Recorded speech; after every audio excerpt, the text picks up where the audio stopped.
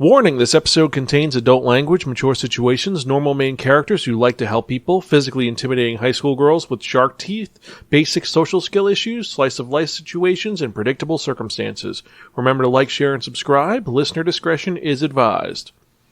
Episode 454, Hitomi-Chan is shy with strangers. Hello and welcome to another episode of the Spiraken Manga Review, some podcasts and reviews about connecting enhanced narratives. I'm your host Zan, saying konnichiwa, aloha, buongiorno, and what's up?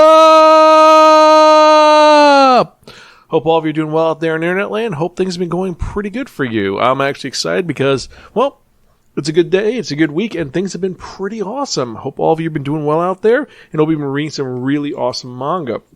If you're joining us for the first time, welcome. Spiraken, or some podcasts and vain reviews about connecting enhanced narratives, is a nerdy podcast where we talk about various geeky topics. Since this is the manga review, obviously we're talking about manga. I tell you how the art style is, the overarching plot, the characters, the production quality, and most importantly, if it's worth investing your time in or not. You don't have to agree with anything that I and my co-host say, but we try to be educational, enlightening, exciting, and most importantly, entertaining. You can check out any of our earlier episodes at www.spiraken.com. We're also on Facebook, Twitter, Instagram, Spotify, YouTube, Stitcher, and various other social media sites. Just type in SPIRAKN in your search engine, and I guarantee you'll find us one way or the other. If you have any questions or comments or concerns, you can email me personally at Zan, that's XAN, @Spiraken.com, or you can tweet me at Spiraken. And again, that's spelled SPIRAKN. And if you like what you hear, support our Patreon, join the society, and help us create more fun content for you to enjoy. With tons of rewards for different tiers, it's worth checking out. And with that in mind, let's actually get to it, because we're here to talk about manga, specifically a new manga. And if you remember from the last episode, I spun that one, that only, The Wheel of Manga.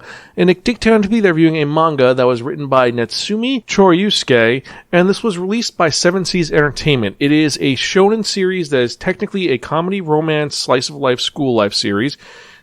The original run was 2018 to present. There are 6 volumes, and it is known simply as Hitomi-Chan wa Hito Mishiri, or Hitomi-Chan is shy with strangers.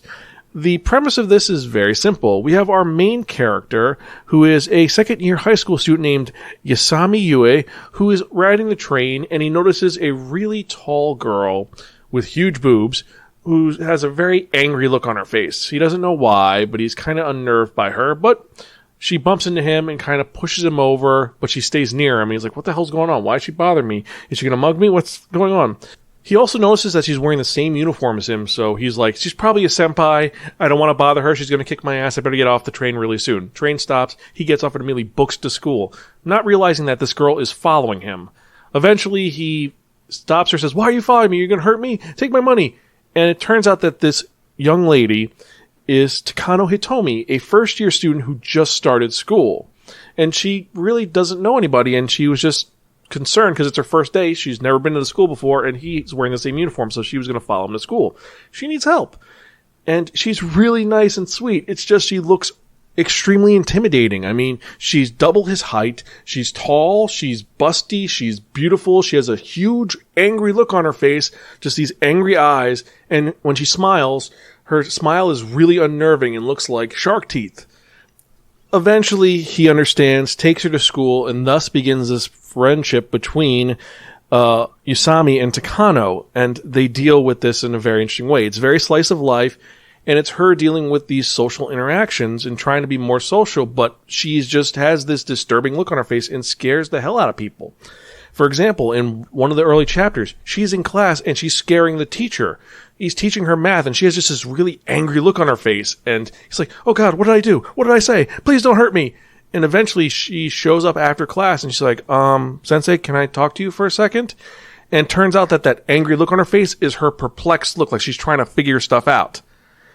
And the sad part is that Takano, when she actually smiles, when she unconsciously smiles, she has a beautiful smile. But when she tries to force it, it looks really disturbing and like maniacal. So she's intimidating to everybody. And no one wants to talk to her, except for her classmate, who is Yu's little sister, Kaoru. And she meets Hitomi and's like, hi Hitomi, how you doing today? Sorry, switching between Takano and Hitomi. It's just that she's Takano until she talks to Kaoru, and then they become friends. And then it's Hitomi-Chan. And Hitomi is totally just like a really nice girl, and Kaoru's like, I really like you, you're really cool, you're sweet, and most importantly than that, you have the ideal abs. What? You have the perfect abs, and I want them. You must teach me how. You'll be my senpai. And they become friends. And it's just a slice of life series of them dealing with single antics and what's going on between her and Yue. Now, Yu, I forgot to explain, is your typical slice of life main character, where he's short, he's very weak, he's normal looking. And meanwhile, Hitomi is tall and beautiful, so it's like that disparaging, like, oh, I'm the senpai, but I'm shorter than you. Oh, well, guess that's how this works. And then Hitomi's just a very fun and crazy girl. Like, she loves animals, but the animals hate her. Cats are terrified of her. It's kind of like the Azumanga Daioh situation, where she sees a cat, wants to pet it, and it attacks her, but instead of attacking her, they run away screaming in terror. None of them like them because of her intimidating face. Kind of a running gag. Eventually, she tries to learn how to smile. That doesn't really work because her natural smile is beautiful and amazing. But like I said, when she really tries to smile, though, it looks horrifying. So she has that whole thing going on. Meanwhile, she's hanging out with Yu, who becomes her tutor because he's really good at school. Also, fun fact, they live across the street from each other because slice of life antics. And she eats a lot of food, but the food she likes are super savory. They go to a crepe place, and immediately she's like, I want the buffalo chicken. Wait, what? We're getting crepes. Yeah, but I'm really, really hungry. So she gets buffalo chicken. You know what? I want the steak crepe next time. You're like, okay, so she really likes food. But this is her dealing with it. This is, Komi can't communicate if Komi had a angry face the entire time, and she's able to talk to people, but just people are afraid of her. That's what this is. The last chapter is her, she stops by because her mom forgot her keys, so Yu lets her stay, and he's like, here, take my clothes, you'll fit in it, it'll be fine. Only problem is that I said Hitomi-Chan is a very tall, busty girl, and she's a lot bigger in both height and just stature than Yu. So she's bursting out of his clothes, and it's wet, and it's kind of fan-servicey, but not terribly fan-servicey. I kind of like that. That's not too fan-servicey. And that's Hitomi-Chan is shy with strangers. Just a girl with really intense eyes that Chorisuke Natsumi really likes, and that's what it is. There's nothing else really about it to talk about that's so cool, you know? It's a fun filler series that isn't too crazy, it's not bad, it's a slice of life, there is fan service in it, but it's not super intimidating. This isn't like My Dress Up Darling where there's boobs bouncing everywhere. This is kind of tame. There are moments of things like, for example, Kaoru and Hitomi are eating ice cream, it spills on her shirt, her boobs look a little bigger. Or she gets splashed with water. But for the most part, it's not super fan servicey. It's just got those moments of it. And I actually appreciate that. But overall, it's okay. It's passable. Honestly, it's super memorable to so many other series. It's comparable to all of them. It has tons of tropes that you've seen over and over and over again. And that's kind of to its detriment because I really want to like this series, but in the end, it's just okay. It's been done before. It's charming, but we've seen it done multiple times in different ways and tons of times over the years. You've seen it in Maho Romantic. You've seen it with, like I said, Komi Can't Communicate. You've seen it with My Senpai is Annoying. You've seen it with Don't Play With Me, Usami-chan. This has been done before. It's been done so many times, and unfortunately, because of that, this series is one of those ones that it falls to the wayside because of that. So if you've never read a slice of life like this, I think you'll enjoy it. But if you've read any of the other ones, you're just going to keep comparing it to it. And for that reason, I have to give this our middle-of-the-ground rating, which is a gift from your crazy Aunt Muriel. It's okay, but in the long run, it's forgettable. It just seems so much like some of the other ones, and there's nothing that really stands out about Hitomi-Chan. She's not like Komi, where Komi, it's like, she can't talk, and the whole thing is she's trying to get 100 friends. Which, again, you can compare to another series, which is about someone who has to get 100 friends in order to make her friendship. But I digress. This one it's like there's a manga by Denpa called The Girl with the Senpaku Eyes. This is that to a T, except I kind of like The Girl with the Senpaku Eyes a little more. We're going to eventually review that. I actually own it. I've never spun for it, unfortunately, but I digress. But that's my thoughts on Hitomi-Chan is Shy with Strangers. It's our middle of the ground. Gift from your crazy Aunt Muriel, okay, but forgettable. Now, if you agree with me, you can... That's cool. If you disagree with me, email me, zan@spiraken.com. Let me know what I am missing or your thoughts on Hitomi-Chan is Shy with Strangers, and if you want to read this. There isn't an anime out right now for this, but I'm curious if they even will do that with just the influx of all the stuff that's coming out right now for series. I mean, right now we're in the isekai fad for anime. It's just isekai and some random other things. So I don't know if this is going to come out. I mean, they might because Komi was so successful, but again, I digress. So with that in mind, let's actually get to the part that we've all been excited about, and that is the manga releases for the week. This is for February 8th, 2022, which was yesterday. There are 27 new titles that came out, and I've got to admit that each one of them are a little different. First off, we've got 2.5 Dimensional Seduction, Volume 1, Bakemonogatari, the manga, Volume 13, Blackguard, Volume 1, Call of the Night, Volume 6, Deadpool Samurai came out, which is a two-shot, so this is the first volume. You have Full Metal Alchemist, Full Metal Edition, Volume 16. Then you have Full Metal Alchemist, The Abducted Alchemist. Hayato the Combat Butler, Volume 39. Again, I keep saying it every time I see it, but how is that series still running on? I thought that the series concluded, like there was a definitive ending to Hayato the Combat Butler. I guess not. How Do We Relationship, Volume 5. I Am Blue, In Pain and Fragile, the light novel. I Can't Believe I Slept With You, Volume 1. I'm in Love with the Villainous light novel, Volume 4.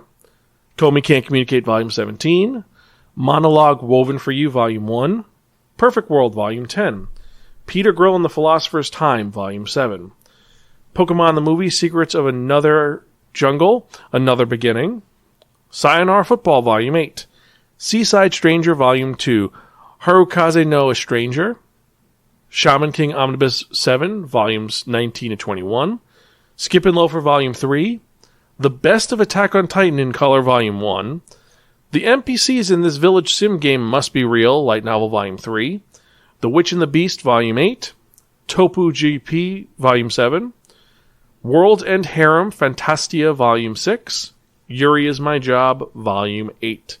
So those are our list for the week. And for me, personally, the ones I'm excited about are NPCs in this village, Skip and Loafer, Seaside Stranger, Perfect World, Komi Can't Communicate, I Am Blue, In Pain and Fragile, and Blackguard. Now, I know some of you are wondering, what about Deadpool? Well, it's Deadpool. So, yeah, been done. But what are the ones that you're interested in? Let me know. Email me or tweet me at Spiraken. Let me know which of these you're most excited to read or check out. Or which one of these should we put on the Wheel of Manga? Let me know. I might take your suggestions. And as usual, I want to thank each and every one of you for listening. I appreciate all of you. You're all really awesome. You help me keep doing this podcast I've been doing since 2008. I love doing it, and I love pushing myself to be the best I can be at being a manga reviewer and a podcaster in general. I'm going to keep doing this as long as I can until I'm an old man who has to read manga with a magnifying glass or in large print, and it's pretty awesome. Now, I am going to be adding some new things to the podcast in general. First off, for our Patreon members, hi, how you doing? Hope you're doing well. I'm going to be adding a bonus episode that's just going to be for you guys once a month. I was kind of streamlining stuff because I put some behind-the-scenes videos and just a bunch of old podcasts that I've never released because of reasons. But I've been trying to figure out the perfect thing. So if you join and you are a Patreon and you are a Buongiorno member or higher, actually, no, you know what? I'm going to put it for what's up and higher. So from the bottom tier up, you're going to get access to a free episode that's just for you guys. It's going to probably be reviewing a secondary manga once a month. That's just for you guys. That I'll never release to anybody else. Might be a retro manga, might be new manga. Depends. To find that out, join our Patreon. Like I said, there's 4 tiers for that. And so, with that in mind, I think that's it for this episode. Like I said, thank you guys for listening. I really appreciate it. Remember to like, share, and subscribe. Oh, that's right. That part you've all been waiting for. And what are we talking about? We're talking about that one, that only, the Wheel of Manga!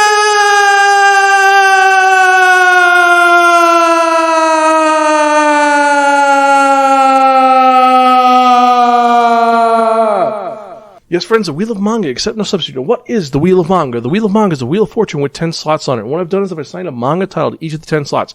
So what we're going to do is we're going to spin that one, not only the Wheel of Manga, whatever number it lands on, that's what we're going to review in the next episode of the Spiraken Manga Review, episode 455. Yes, we are a grand total of 45 episodes away from episode 500, and I want to do something really awesome with that. I got to figure out what I'm going to do with that. If you have any suggestions, tweet me at Spiraken.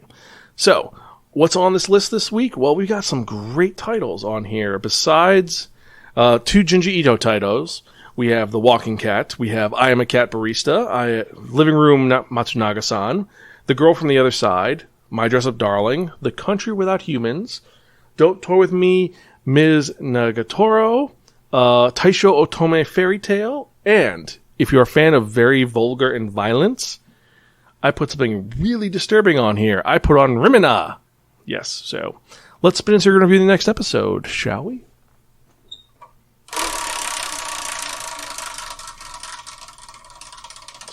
Not a great spin, but it is what it is. Number 2, I Am a Cat Barista. Cool.